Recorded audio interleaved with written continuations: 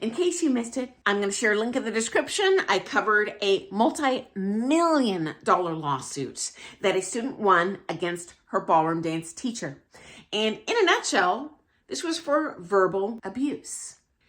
And I've not only read about it in terms of a court of law, the student winning, props to her for having the courage to do that, but I've seen it in person, guys, and it makes my skin crawl. This is probably my biggest pet peeve against some, not all, ballroom dance teachers. I have this pet peeve when I was a student. I certainly have this pet peeve as a professional dancer looking at other professional dancers, okay? And this is students who scream at their students. And I don't care if it's in private or in public, though I've seen both, and I'm going to share some stories.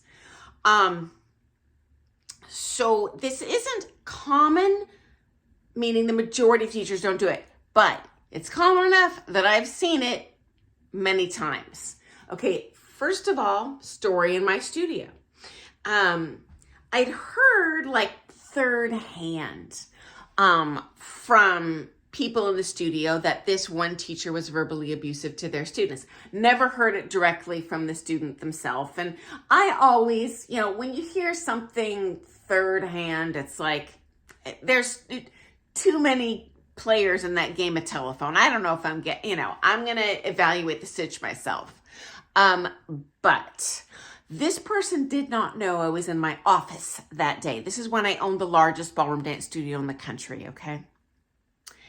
And I had an open door policy, meaning my door was physically always open. If anyone had a question, if they just wanted to talk, I wanted them to feel like whether they're a teacher or a student, they could just walk in and chat me up. I don't have any secrets in there. Anyway, I was having a sensitive conversation on the phone. So I shut the door and I'm a busy lady. I didn't reopen it. So people, assume I'm not there. It's very rare my door is closed, right? Well, I'm in my office and I hear this like screaming, like hollering, nasty. I don't know what's exactly being said because it's 2 ballrooms away from me. My studio had 3 full-size ballrooms. But of course I'm going to go out and investigate. I'm thinking some wackadoodle walked in my studio and is, who knows, doing what. Well, I go in, I walk down the hall and I'm like, oh my God, that is that teacher. And he's yelling at one of his students. And so I was flabbergasted, guys. I mean, he was like full on rage, speaking with spite, talking down about her dancing. And so I turned the corner and he looks at me like a deer in the headlights. Was shocked to see me there. And I'm like, so-and-so, can I see you in my office for a second? Oh my God, I think he was going to pee his pants. But I just like, this is not okay. Not in my little solar system. So of course I walked him to my office and I'm like, I'd heard this sort of thing about you secondhand. And I don't believe things I hear secondhand, thirdhand, fourthhand. I totally gave you the benefit of the doubt. And I regret that. I thought you were a person of character. And if I ever hear you speak to anyone in my studio like that again, you will not be able to walk back through these doors. And I did never hear him again. But, there was one other studio in town he was teaching in. Who knows what was going on over there. But to my knowledge, he wasn't doing it in my studio. And I had full-time desk, staff too. So I was like, when this dude is teaching, just throw me a bone and walk in there once an hour and make sure he's not being anything less than professional and supportive. Now, I have another story for you, real story. This particular pro taught in my studio again. This is when I owned a very large studio.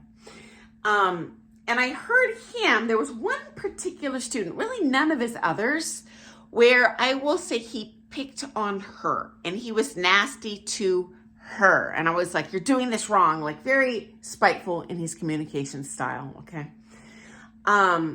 And I've seen this around the country.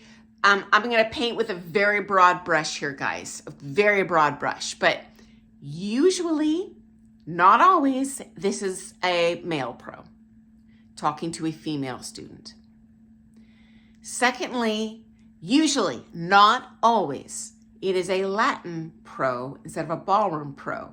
Though one of these teachers whose story I shared was a ballroom and Latin pro, and the lessons he was nastiest in were his ballroom lessons to this lovely, hardworking lady who deserved nothing but respect. Third, and again, guys, I'm painting with a broad brush. Often, these dancers are from Russia or the former Soviet bloc countries. Not always, okay? Not always. But I'm just, again, statistically, this is what I've seen most often, okay? Background on this, guys, number one, every time I have seen it, with the exception of those Russians talking to children, it is when the student has outgrown the teacher's ability to teach them. And so I'm no psychologist or psychiatrist, but my theory is it's almost like an abusive relationship where they want to beat that student down emotionally for them to feel like they're worthless and they can't learn anything and they can't do it right and you're so dumb, you don't understand me. To make the student doubt themselves, like to gaslight the student, right? Instead of doubt the teacher, like, why am I not growing anymore? Well, that's weird. I just noticed that I'm the best, student my teachers ever, created in terms of competition. Well, so that's it. Again, just a theory, only because I haven't seen a teacher treat all their students that way. And again, in my personal experience, every time that teachers outgrown the student, with the exception of those Soviet bloc people teaching children. And you know what? In their defense, I have had some parents approach me. They asked to meet with me outside of the classroom, and they have asked me specifically to be, very verbally assertive with their student, with their child. And they know their child better than I do. I don't know if the child has behavioral issues. Certainly they're going to know what works for that child to make the child enjoy the lesson. But this is not common. So I don't know. I'm trying to give these teachers the benefit of the doubt with what's going on here, okay?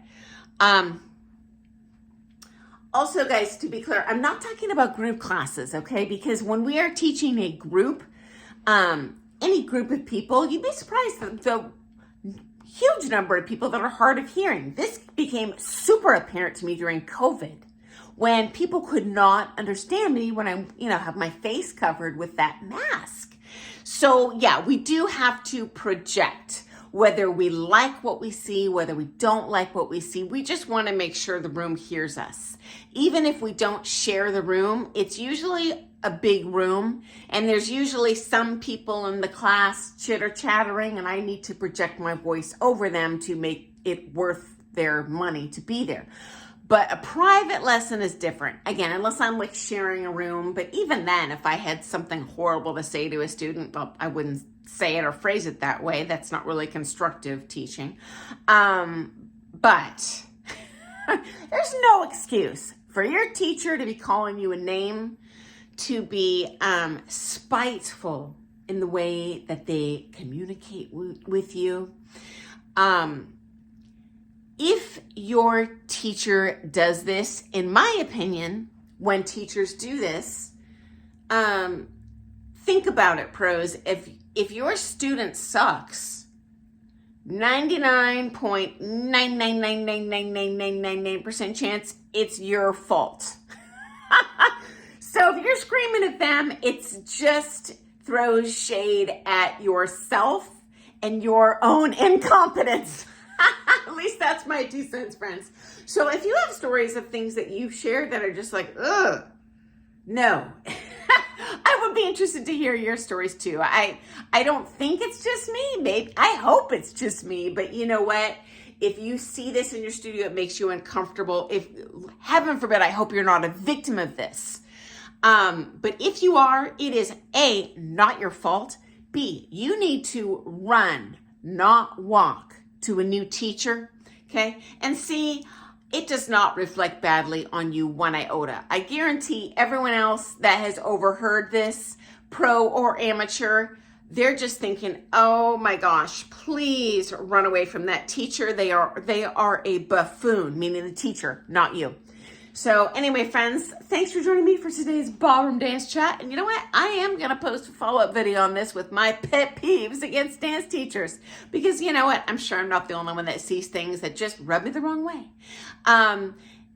So thanks for joining me. I look forward to seeing you first thing tomorrow morning. Hope you found those stories to be interesting or hey, maybe even helpful.